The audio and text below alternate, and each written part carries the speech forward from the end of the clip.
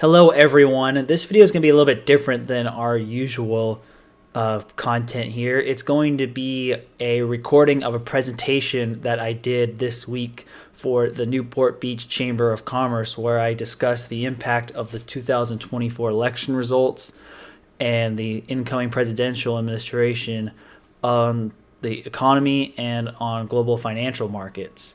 If you want to ask me any specific questions about the content discussed in this video, feel free to reach out to me directly via email or through my website. Also, those who join our Substack mailing list will have free access to the deck that is shown in this video. And without further ado, here's the beginning of the presentation, and thank you for watching. I am going to be discussing the impact of the 2024 election on the financial markets. Normally, presidential elections don't matter that much to the financial markets because we've had a unilateral agreement that both parties are going to have loose fiscal policy.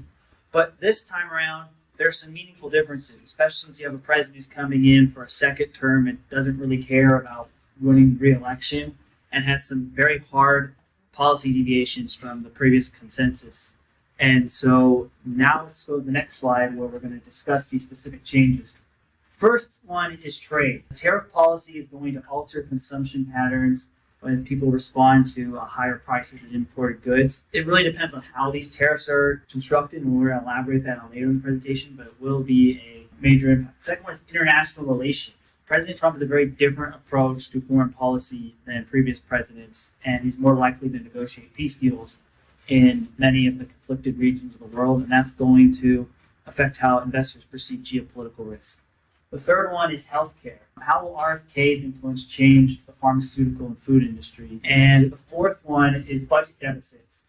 The general market consensus is that deficits are going to go up on a combination of tax cuts and no meaningful spending cuts, but you've seen some possible other shifts, such as tariff policy or suggestions from the Department of Government Efficiency, or a narrower than expected victory in Congress that might lead to smaller budget deficits and a tighter fiscal policy than expected. Outside of that, campaign promises beyond this are already priced into markets or not impactful enough for investors with a time frame of greater than 1 year. And if you want to have like a metric on this, on average, presidents generally fulfill about 60% of their campaign promises. Enough that you'll see a change, but not enough that people will get mad that they're liars.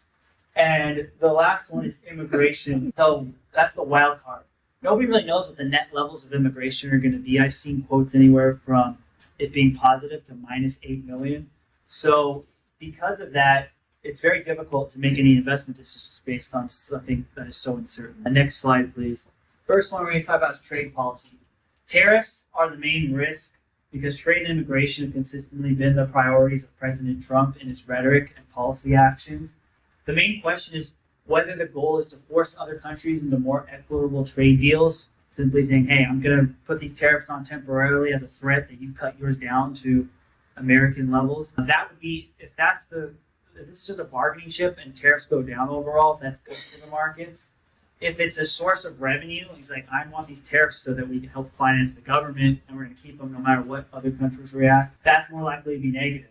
Tax cuts are likely to come, but a tariff could easily cancel those out. Trade deals can also be a catalyst for a cyclical piece of the US dollar and for future international stock outperformance. The last time we had a major trade deal negotiation like this was the Plaza Accord 1985, which marked a 10-year peak in the US dollar relative to other currencies. And the countries most under attack from a trade deal, which would be China and Mexico, may have disproportionate upside. And in the next slide, I'm going to talk about just more details of tariffs. This is the question I get asked the most by clients.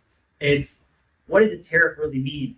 It's really just another tax. It's like income tax, sales tax, property tax. It's just another way that the government is going to take money from you to finance its operations. The question really is, how does this tariff work? Is it better or worse than other forms of taxation? In this slide, I'm explaining the pros and cons to tariffs. The main pro is that it has proven to work in previous American history. Basically, from American independence to 1913, the entire federal government was financed by a relatively high tariff. It helps promote and protect local domestic industry from foreign competition undercutting them in price. It's difficult to evade. Like if you're importing, you have to pay the tariff. You can't really say, oh, I didn't really bring in this much stuff. It's a lot easier for compliance in that way. And then it helps stabilize current account balances for net importers. In the U.S., in terms of nominal dollars, is the biggest net importer in the world. And so balancing the balance of trade helps improve strengthen the U.S. dollar and strengthen economic fundamentals in the long run. However, if you're a net exporting country, tariffs don't really help you at all. But the U.S. is the biggest net importer. The cons of tariffs is it discourages international trade, which generally is bad for economic growth. It's a higher cost of consumer goods, especially stuff that we import from Europe and Asia, which is mostly discretionary items, such as like office chairs, luxury cars, or like things that you don't buy in your day-to-day life. So you might see spending habits shift away from imported goods to more services, which are primarily produced locally. It's very easy to work around for that reason. Consumers can just change what they buy, or countries can just first ship the product to a more allied country, and then the U.S. can import from there to partially avoid the tariffs.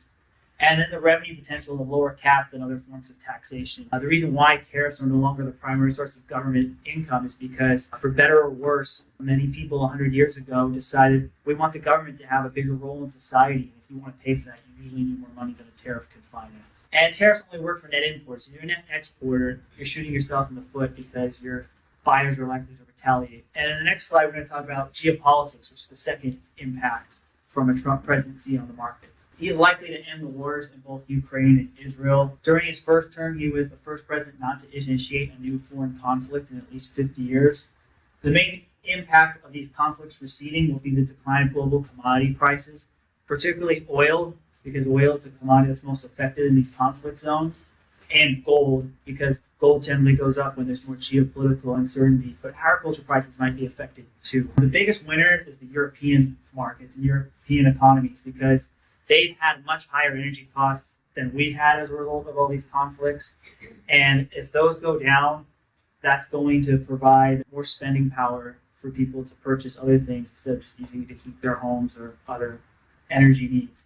And it also makes manufacturing more competitive with lower energy costs. Next slide, please. The other one I'm going to talk about is RFK, who's in an awkward position. You're having to eat McDonald's with Trump. And he has this idea of making America healthy again. And so far, like, the media and economists have largely said, oh, it's not going to be able to do anything. The vested interests in our food and healthcare industries are going to block everything. But if you look at how the stock market and the financial markets have reacted, it's telling me quite a different story. His plans are to eliminate advertising pharmaceuticals on TV, which would hurt mainstream media companies because a very disproportionate, some sources have said that 75% of revenues from cable news comes from pharmaceutical advertising. Banning toxic food, mainly the same things that are legal already in places like Europe and Japan. And reforming the FDA are policies that are likely to come at the expense of established interests in the food processing and pharmaceutical sectors. And in the next slide, you'll see like how the financial markets already reacted to this. This chart shows the first month between election day and a month out, and how different asset prices have reacted to the election results that are related to RFK. The orange line is the S&P, which was up 6.6% over that time period. The blue line is the healthcare index, which is flat. The green line is the biotech index, heavily cap weighted towards big pharma, which is down 1.3%. Pfizer is down 9%, and Archer Daniels Midland, which is one of the leading producers of food additives, is down 6.3%. So this market price act is showing me that Kennedy actually might have some bite to his bark. Which means the previous slide was correct based on this. Yeah, this is why I think you actually might have to take him seriously, because the stock market is taking him seriously. The last thing I'm going to talk about is fiscal policy. Tariff hikes, less tax cuts than expected, and or government spending cuts can mean the budget deficit does not grow as anticipated in 2025. This could cause bond yields to drop and the economy to either enter a recession sometime in 2025. Neither of these outcomes are currently priced into the market currently. A tight margin in the House for the Republicans also adds more drama and possibly reduces the odds of new fiscal legislation. And if there is no new fiscal legislation, that means by default you'll have a tightening fiscal policy because tax cuts are expiring next year. And then given signs of the labor market and consumption slowing already before the election, 2025 could be a kitchen sink year for the U.S. economy. And what I mean by kitchen sink is if you're a publicly traded company and they hire a new CEO, usually the first thing they do is they go through what's going on in the company. They find all the bad, ugly hair and they just want to disclose it and just throw out all the bad, make all the write downs, and just reset the expectations lower so that all the stuff that was bad can be blamed on previous management and you can have a more healthy foundation. And I think if you've seen examples with what's happened with Argentina and Javier Milei and certain other populist governments around the world, I think this year could be kind of a kitchen sink where you just flush out all the bad economic data and news and try to reset it at a healthier foundation. So that wraps up my presentation. Then I'll wrap it up. Thank you guys.